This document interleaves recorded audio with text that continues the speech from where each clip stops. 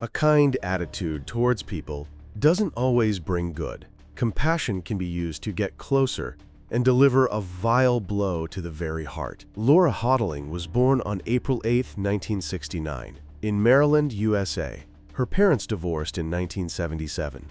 The girl was still very young at the time. For a long time, her father suffered from a depressive disorder. He would periodically appear and disappear from the child's life. During Laura's school years, he died. The man was 59 years old. Laura grew up to be a very bright, positive, active, compassionate, strong, and hard-working girl. She always studied well, never causing problems for her mother. After finishing school, Laura immersed herself in her studies. This allowed her to get into Harvard. Her success was the result of proper preparation. When the girl received her higher education, she planned to build her promising future. First of all, Laura returned to her mother's house and found a full-time job. The girl got a job at a public relations firm. In 1992, 23-year-old Laura worked hard and dreamed of a career, but she didn't lose touch with friends, family, and her boyfriend. Monday, October 19, 1992, the girl's next shift started at 10 a.m. 23-year-old Laura was supposed to leave her house around 9 a.m. and head to work, but she never made it to work. At 11 a.m., her boss Diana called the home where the girl lived, since Laura still hadn't arrived. The woman was worried. The employee hadn't asked for time off, nor warned about a possible delay. Skipping work was completely unlike the responsible employee's behavior. However, no one was in the house where the girl lived with her mother. It turned out that the woman had left for a visit to another city the day before. The mother was supposed to return home after lunch. The boss was determined and continued trying to get in touch. Unfortunately, there were no mobile phones at that time, and it was impossible to contact her that way. The manager called her daughter Hillary. Laura had a friendly relationship with her. The girl also had no idea where Laura was. She hadn't contacted her since the morning. No one had seen her. After that, Hillary also became concerned about the situation and volunteered to drive over to check what was wrong. When she got to the driveway, she immediately noticed that Laura's car was still there. This seemed strange, as the girl always drove her car. Hillary knocked on the door, rang the bell, and called her friend's name, but no one answered. Then the girl walked around the house, looking in the windows, but saw nothing suspicious. She decided to try to go inside, as Laura's room was not visible from these spots. The front door was locked. No one responded to the bell or knocking. Hillary went around the house and entered through the back door. This door turned out to be unlocked. The girl quickly looked over the rooms, but still noticed nothing unusual. She was forced to just leave with nothing and returned to the office around 1 p.m. Hillary told her mother everything, after which they managed to get in touch with Laura's brother, Warren. The young man lived nearby and was at his home. He immediately took the women's story seriously, so he decided to check what was happening with his sister personally. The young man immediately noticed everything Hillary had talked about. His sister's car was in the driveway. It was quiet inside the house. No one was there. It seemed that the girl had simply disappeared. Such behavior was not characteristic of the missing person. She would hardly skip a work shift, as she saw this job as her ticket to a bright future. After some time, the missing girl's mother, Penny, returned home from her trip. The woman also noticed that her daughter was not at home, but she wasn't particularly worried, thinking that Laura was working or had gone out to relax with friends, perhaps with her boyfriend. The mother just lay down to rest after the trip and fell asleep. But when she woke up early the next morning, the first thing she wanted was to see her daughter.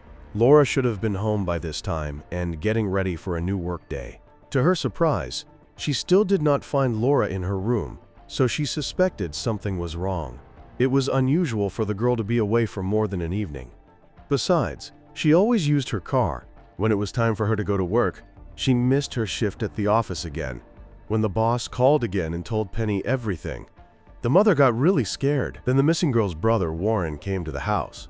The young man didn't know that his mother had arrived the previous day, but he said that he and Laura's friend were conducting something of an impromptu investigation, as their missing person report for Laura had not been accepted the previous day. At the police station, they took the initiative into their own hands. The police refused to take up the search because too little time had passed. After the girl's disappearance, Penny became alarmed and joined the search.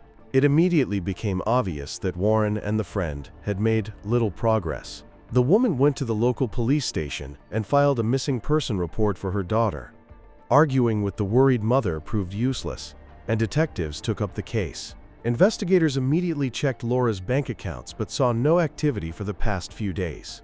On October 20th, they began to actively communicate with the girl's immediate circle. They searched for and interviewed friends and relatives. This revealed that Laura had spent Saturday evening with her boyfriend, and on Sunday she went home and just relaxed. During the whole day, she only talked to a few friends on the phone and went to the store. Nobody had any idea where she could have gone. Then a neighbor was found who was the last witness to see Laura. Around 9 a.m. on October 19th, the girl left the house. Neighbors noticed her on the porch gathering her things. Then she headed towards the shed, but a minute later she came out, closed the gate, and walked away from the house. She had a large bag or something similar with her. Laura looked completely normal, except that she was wearing a coat and pants, although she usually preferred skirts. In addition, the girl walked past her car, although, given the time, she should have been heading to the office in her car. This story immediately seemed strange to the missing girl's mother and brother. There were practically no leads, except for the mother's story. The woman stated that Laura never left her bed unmade, but when she returned from her trip, she immediately saw that the sheet and pillow were missing. Unfortunately, detectives did not immediately pay attention to this.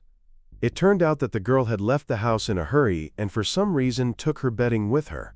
This all looked suspicious. Loved ones began distributing flyers with Laura's picture and description around the city. Realizing that there was not enough evidence, detectives decided to examine the bed more closely. Initially, it was thought that Laura might have simply stained the sheet in some way and taken it to be washed, but it was never found in the house. Then they decided to check the nearest dry cleaner, but they didn't find the pillow or the sheet there either. The search continued, but was unsuccessful. Only on the fourth day was a bloody pillow found not far from the house. One side of it was thoroughly soaked in blood. In addition, there were characteristic frightening marks on it, as if a knife blade had been wiped on the fabric. On the back of the pillow, a partial fingerprint left in blood was also noticed. A check showed that the missing girl's blood type matched the traces on the pillow. After that, it was decided to bring in specially trained dogs for the search. Now, it was not about a simple runaway. Detectives believed that something sinister had happened. They began a more thorough search, took blood samples from Laura's mother and brother, and also checked the girl's personal belongings. The most curious of them was a hairbrush from which 30 hairs were collected. They were checked using a special method, confirming that most of them belonged to Laura, but there were several that did not belong to a human at all. Several synthetic hairs remained on the brush, as if the brush had been used to tidy up artificial, not real hair. In the girl's immediate circle, there were no people who used wigs, especially those prone to aggression or who had problems with the law. When they organized a search for a trail using a specially trained dog, the animal immediately headed towards Laura's house. The dog stopped near the main entrance and did not move. The canine service was powerless here. Detectives decided to examine the girl's room more carefully and used luminol for this. With its help, they found a large amount of blood on the mattress, so much that they assumed Laura was no longer alive. They noticed a discrepancy in the collected evidence and clues. If Laura was attacked in her bed, she bled out here. How could she have walked out the front door, getting ready for work? It was thought that the witness who told this story might have been mistaken or misremembered the time intervals. However, then another person was found who confirmed his words exactly. Could this have been a clever staging? On the 6th day of the search, the missing girl's brother, Warren, contacted the police. The young man said that the day before he had accidentally met his mother's gardener, who worked on their property. He wanted to talk to him about his missing sister, but as soon as the man saw him, he immediately stepped on the gas, took off, and drove away in an unknown direction. The brother knew that about a week before Laura's disappearance, there had been an argument with this man. His behavior seemed strange. Now detectives became interested in this man. First of all, regarding the gardener. They spoke with Laura's mother, Penny. She stated that she had not seen this gardener for several days. However, the worker got in touch after meeting Warren. The woman had used his services for a long time and trusted him completely. He even knew that a spare key to the house was kept in the shed. This 42-year-old man's name was Hadden Clark. Now, this man came under the close scrutiny of the authorities. Hadden Clark was born on July 31, 1952, in New York. By the time the investigation into Laura's disappearance began, he was well known to the police. He had previously been prosecuted for robbery. In addition, he was a person of interest in one of the cases of the disappearance of a 6-year-old girl, which occurred about a year before Laura's disappearance.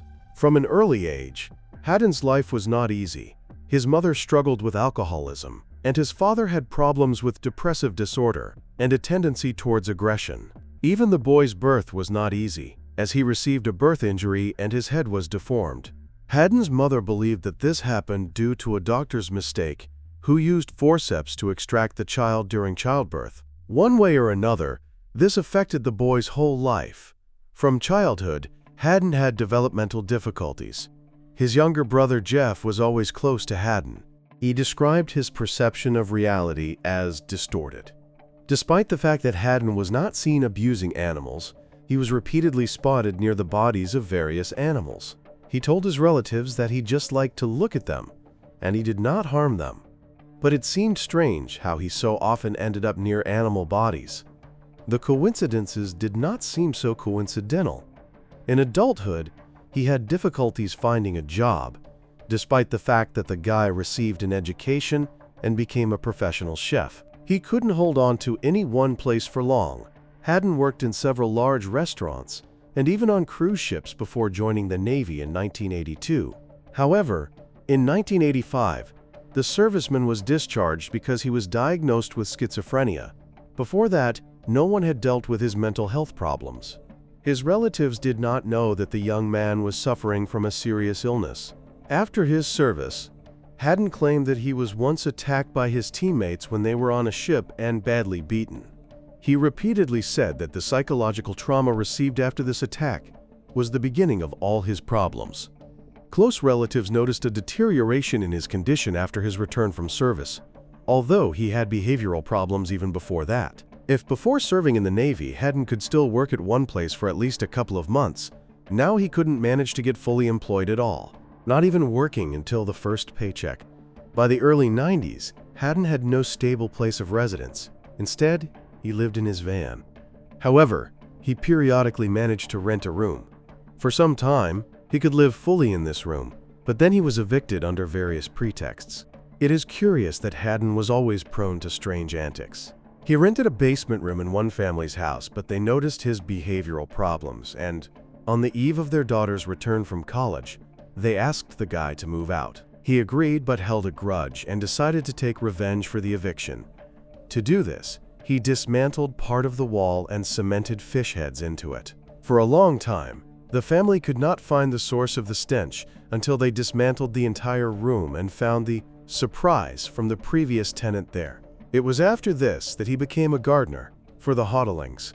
He immediately told the woman that he had mental health problems. She talked with him for a long time and for some reason decided that the young man needed support and was not dangerous. Hadden worked for Penny for several months. During this time, they developed a rather close relationship. The woman treated Hadden like her own son and even defended him. When the police first talked to her about the suspicions against the gardener, the woman was very unhappy about it. She accused the police of just trying to find a scapegoat to pin the blame for Laura's abduction on. At the time of the girl's disappearance, Hadden, referred to as Clayton in error, worked several jobs. He was not only a gardener for several families, but also worked as a delivery person on roller skates. He was often seen cruising around the city with orders.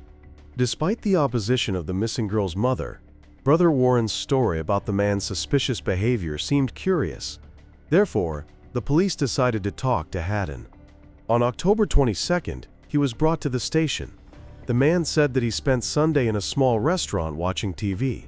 By 11 p.m., he returned to his van and fell asleep. He got up in the morning when Laura disappeared, between 9 and 10 o'clock, after which he went to the supermarket, then to one of the families where he worked in the garden. After that, he visited his girlfriend Sue, who was even now present at the station, and supported him so he could tell his story. According to the young man, he ran into Warren when he was just driving past the family's house by chance. According to Hadden, he didn't notice that the missing girl's brother wanted to talk to him, so he just drove by. Hadden denied involvement in Laura's disappearance. Since there was no evidence against the gardener, he was simply released. Nevertheless, something in his behavior was alarming. Therefore, detectives decided to check Hadden's financial transactions. It turned out that shortly before the girl's disappearance, he had bought a roll of duct tape, nylon rope, cord, and trash bags at a hardware store. He paid for the purchase with a check, on which Laura was written in the memo line. On the very day of the disappearance, he made another purchase and bought a large bedsheet, which was later discovered in his van. It was the right size for the girl's bed, but useless for the man himself, as he didn't have a bedroom, let alone such a huge bed. Buying such a sheet would have been simply useless for him. They found out that Hadden rented a small storage unit near a river in Rhode Island, about 500 kilometers from the missing girl's home. As it turned out, he had last visited it within 2 days after the girl's disappearance, although he had kept silent about this during interrogation. After that, warrants were obtained to search the van where Hadden lived, as well as his storage unit. When the storage locker was checked, they found women's clothing, which included underwear, dresses, women's shoes, a coat, as well as several wigs and necklaces.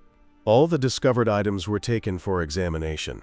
When the missing girl's mother was shown these things, she said that some of them looked like items from her daughter's wardrobe, but at the same time, none of Laura's personal belongings had gone missing when she disappeared. Then they met again with the chief suspect's family to understand the contents of the locker. Hadden's brother said that he had repeatedly noticed his older brother dressing up as a woman, but until this moment, it all seemed like just a joke or a game. The discovered wigs were sent to the laboratory for examination.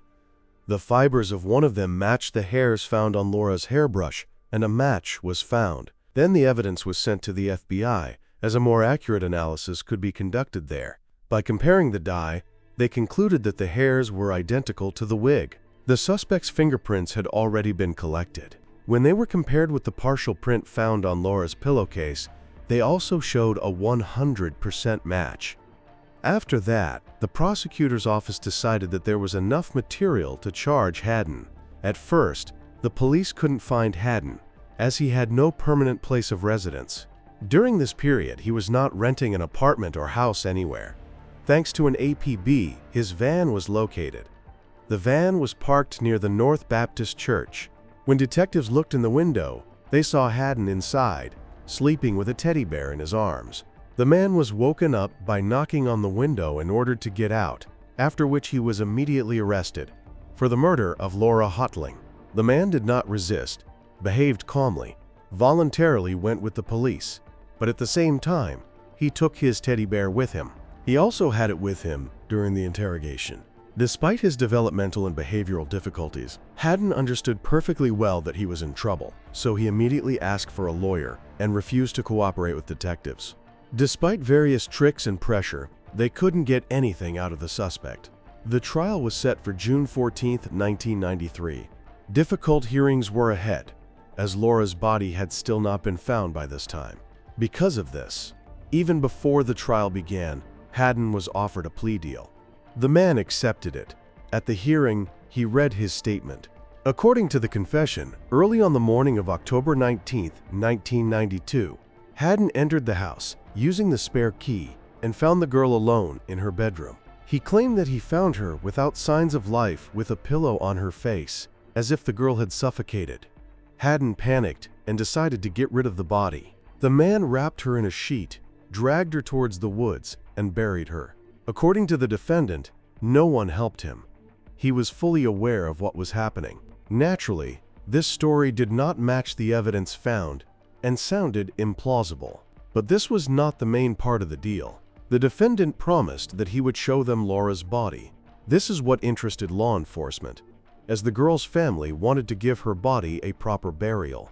Hadden showed the place where the victim's body was located. The girl was buried about 500 meters from the Hotaling's home. There was a small grave here, located near the road, in a dense thicket. The girl's limbs were even partially sticking out of the ground. Traces of wild animal activity were immediately found, which had gnawed on her hand and foot. At the trial, the prosecution's theory regarding the crime was announced. According to the prosecution, Hadden had been watching the family, as he knew about the mother's departure. Taking advantage of the opportune moment, he found the girl sleeping in her bed and immediately attacked. The man inflicted several stab wounds on her with a knife he took from her kitchen, but she did not die from these wounds. Bleeding, Laura could not resist and was suffocated with a pillow as soon as she lost consciousness from blood loss. Hadden confessed that he wanted to take a souvenir, as serial killers usually do, and chose the girl's earring for this. However, he couldn't figure out how to unfasten the mechanism, so he cut off the jewelry along with her earlobe. After getting rid of the body, the criminal returned to the house. Here he tried to clean up all the traces he could. After that, he changed into women's clothing to fix the wig. The killer used his victim's hairbrush and clothes similar to those the girl wore. He also used pants and a coat to hide the differences in build. The gardener left the house at the very time when the girl was supposed to leave for work, as he wanted to confuse the investigation.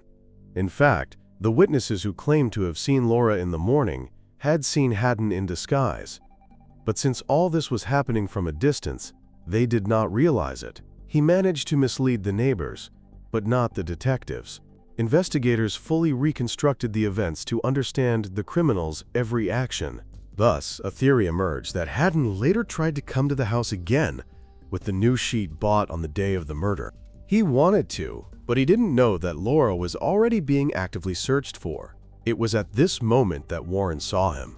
This explained why the criminal was so frightened when he met his victim's brother and hastily drove away.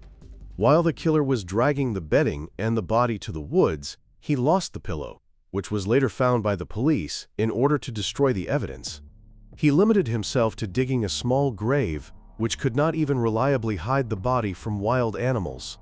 Laura's body was in such a bad state that it was decided to cremate her immediately after all the necessary evidence was collected. The girl's body was buried next to the grave of her biological father, whom she often mentioned to detectives and her loved ones. Most of all, they wanted to understand why. What could be the motive for committing the crime? The autopsy refuted the most likely reason, a sexual motive, as Laura was not raped. The criminal did not confess to the motive, but after some time, they managed to get him to talk frankly. Initially, Hadden said that he had such a good relationship with Penny that he began to treat the woman like a mother. But ever since Laura returned from Harvard, her mother began to pay much more attention to her daughter than to him. The gardener took a back seat. He was simply jealous of the woman's daughter. Hadden also added that he repented for what he had done. However, not everyone believed this story.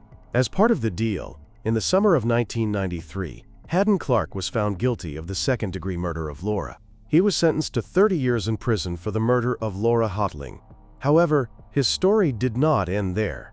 The fact is that during the searches of his property, an entire collection of jewelry was discovered, which included more than 200 items, which were believed to have been kept as souvenirs. It was assumed that he could be a serial killer who collected trophies from his victims. At least one of them was confirmed. Numerous checks began. 6 months after starting his prison sentence, Hadden was charged with the murder of 6-year-old girl Michelle Dorr. It is noteworthy that Hadden was a suspect in this case. From the very beginning, there was no possibility to bring him to justice due to a lack of DNA comparison. The girl was last seen on May 30th, 1986, when she was visiting her father's house in Silver Spring, Maryland. The man saw his daughter in a swimsuit heading to the pool in the backyard. Then he got distracted for a short time and lost sight of the girl. His independent searches were unsuccessful, and the man called the police. At first, the father, who was divorced from the girl's mother and was taking the breakup hard, was considered the main suspect in Michelle's disappearance. After his daughter's disappearance, the man had a nervous breakdown and behaved strangely, which is why he aroused the authorities' suspicions. until detectives switched to Hadden, who at the time of Michelle's disappearance was living at his brother's house next door and could have snuck over to abduct the girl. After his conviction for Laura's murder, forensic experts examined Hadden's brother's house and found bloodstains on the floor. An expert examination confirmed that it was Michelle's blood. As a result, Hadden confessed to killing the girl. He lured the child into the house under the pretext that another girl lived in their house. Then he dragged her to a second-floor bedroom, cut her throat with a kitchen knife, and tried to rape her, but couldn't. He then drank her blood and ate a piece of her flesh. After that, he put the girl's body in a bag and hid it. As part of the deal, Hadden led detectives to her body, which was located in a park, about 20 kilometers from Michelle's home. For this crime, the killer also received 30 years in prison.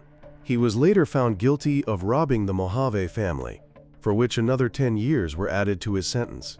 Moreover, all sentences were to be served consecutively. In total, he received 70 years in prison. This means that the criminal will be eligible for release only in June 2063. That is, Hadden will have to be almost 112 years old before he can be free. Obviously for him, such a punishment is tantamount to a life sentence. The families of Laura and Michelle were very positive about this decision. From 1999 to 2000, Hadden, referred to as Clayton in error, repeatedly confessed to other crimes he allegedly committed. However, his involvement in other murders has not yet been confirmed. Some of them turned out to be false, and some are difficult to verify.